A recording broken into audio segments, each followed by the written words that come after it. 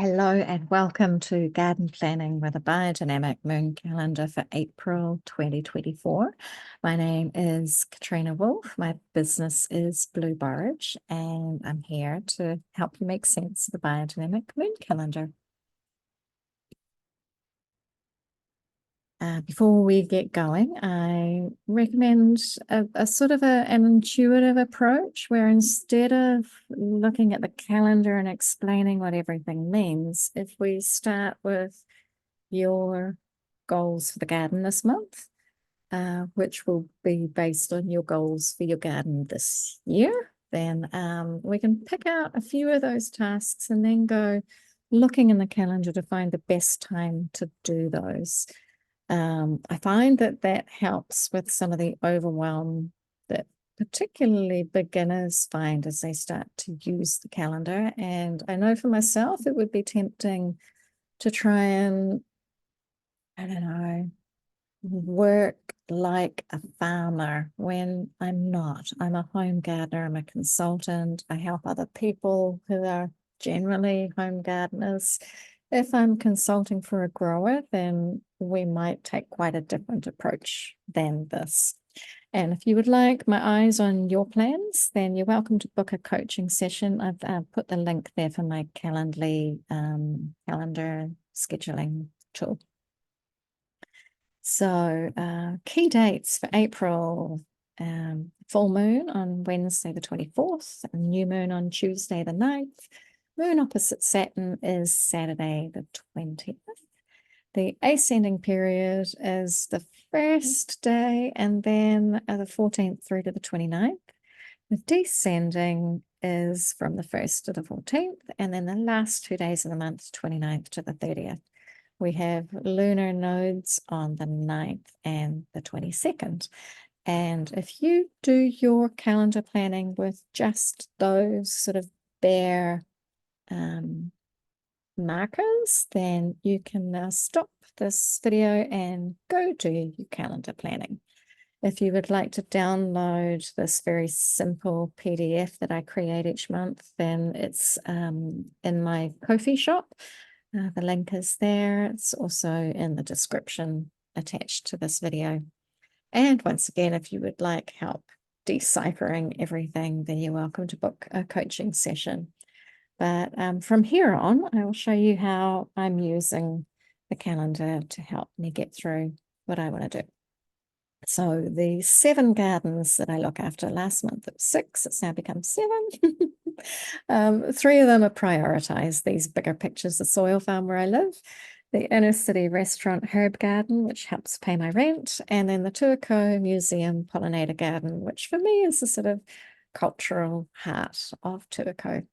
I have added in the Tuako Library, which is where the youth centre, they use the venue 2 afternoons a week and in the school holidays. And this is where we have the worm farm, the Pamu Noke.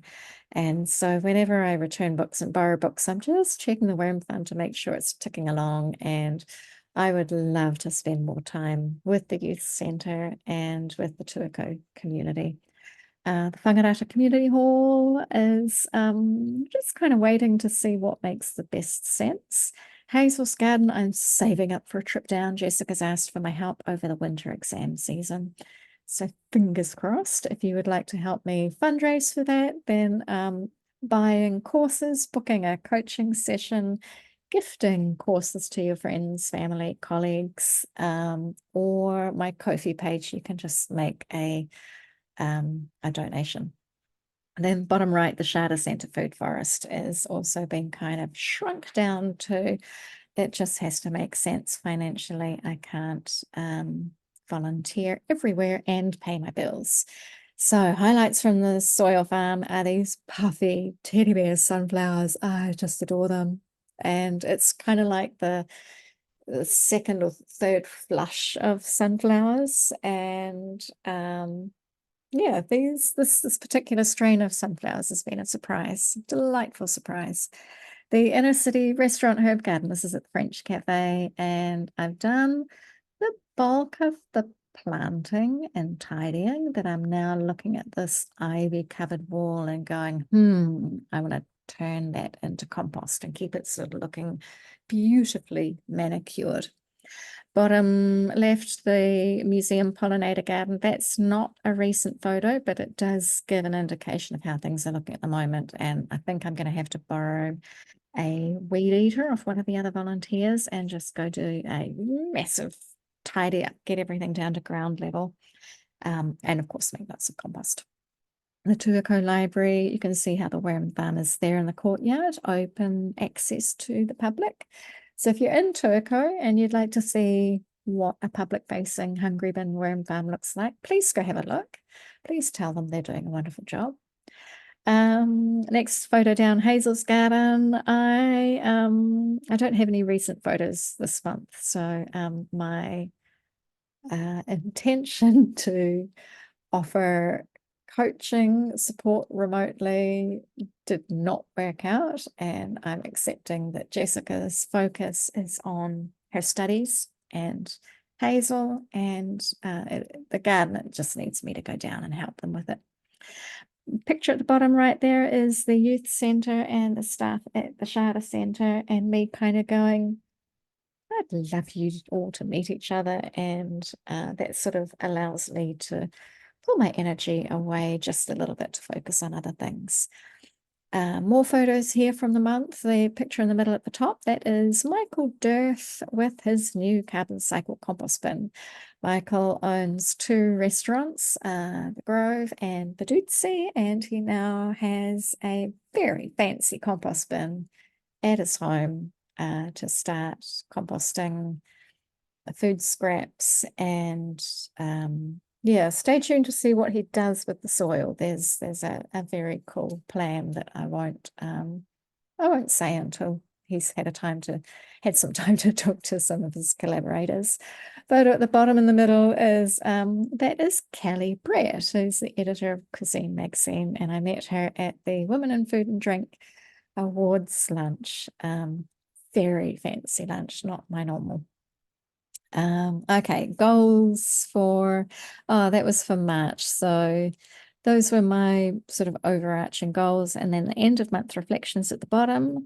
The garden beds are well optimized. The compost piles were dismantled and things got planted up. The BD 505 compost preparation was made. That's with the oak bark, and peach season is now over. I think the next glut is the acorns. So chances are my next videos will have the sound of acorns falling on the roof. Okay, onward. Some more highlights from the month. These dahlias, oh, I just adore them.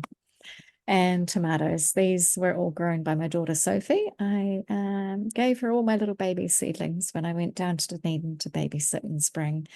And didn't she do a good job? I love it. So I've saved seeds from these to grow next year. And here we are with the goals for April. So on the soil farm, I need to do a 500 stir. I would love to make 506 the dandelion preparation. I would like to find some organic cow manure, like proper lactating biodynamic if possible. Yeah, the French cafe garden, I would like to use that space for one-to-one garden coaching and demonstrate the CPP stirs, the in-ground worm farms, and the intensive planting style that I use. Circular Tuako project. So this is the sort of the Shada and the museum and the library and Whangarata.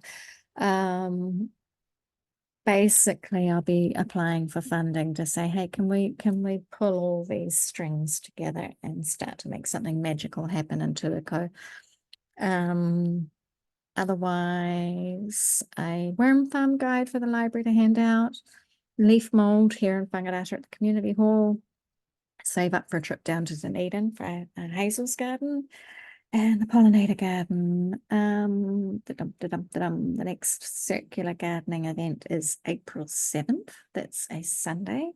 Oh, and this is exciting. I would like to contact Kiwi Rail. I met someone who works for Kiwi Rail, and he was very interested in the concept of pollinator gardens along the railway line throughout New Zealand. So stay tuned on that. But the plans for this month and how I'm fitting them into the calendar. First of all, the final warm weather seed sowing, looking at the calendar, it's that sort of ascending period just before moon opposite Saturn. So 15th to the 19th, that week will be my seed sowing. Then the next goal, number 2, label the dahlias, decide which ones to keep. That's a fun task. And I have started using strips of flax where I scratch the name of the dahlia and then punch a hole and tie it onto the plant. So once they stop flowering, I literally forget which ones were what color. Yeah. Then what else? Refresh leaf mold processes, get ready for acorn season. So a lot of my leaf mold bags have been folded up in storage or used as wheat matting. And the last 2 autumns, I've been able to sort of line up the bags as I fill them, and most of those spaces are now garden beds that I have to get a little bit more creative with where I store my autumn leaves. So the map over on the right, optimal BD prep making is the first week. And then I've got that museum workshop. On the 8th, I'm doing some composting for an event. So I'll take all the food scraps from a big fancy dinner and bring them back to the soil farm to make soil to go back to the venue, or perhaps to the organisers or to the chef. I'll see how that goes. He Whenua Rongo is the 11th, 12th, 13th. That's the Indigenous Seed, Soil, Food Sovereignty Symposium, where I will meet with both my Huapara Kore colleagues and also the Aotearoa Composters Network colleagues. A lot of those people will be going, and some of the biodynamic people, and some of the people who work in sort of soil health and food resilience. Yeah, it's going to be an amazing 3 days. Then finally, end of April, the DIY Almanac calls.